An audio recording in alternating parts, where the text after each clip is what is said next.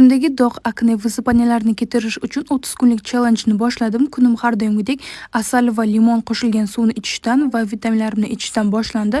Bugun buvimni tug'ilgan qishlog'iga qarab yo'l tortdik. Bu yerga birinchi marta borishim.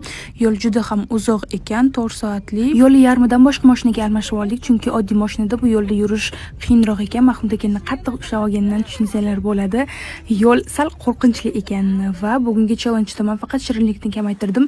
Bugun shirinlikni kamaytirgan bo'lsam, ertaga non narsalarni, muchnoy narsalarni kamaytirishni boshlayman. Srazu hamma narsadan отказ qilishga bo'lmaydi, chunki organizm shokka tushib qolishi mumkin. Yo'lda shunaqa go'zal tabiatga to'xtab, rasmlarga ham tushib oldik. Suvlari esa juda ham sovuq ekan. Va nihoyat 4 soat deganda buvimni qishlog'iga ham yetib keldik. Qishloqdagi odamlardan biz izlayotgan odamni manzilini bilib oldik va topib keldik.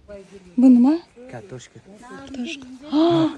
Buvim shuncha yillardan keyin tug'ilgan qishlog'iga kelib, qarindoshlarini topib, ko'rishib, xursand bo'lib, bizga ham qishlog'ini tanishtirib, biz ham yangi qarindoshlarimiz bilan tanishib, xursand bo'lib, tabiatdan bahramand bo'lib va yana uyga qaytdik. Va kun oxirida yuzimdagi vысыпаниялаrimni yana bir sababini bildim, lekin bu haqida keyingi videolarda aytaman.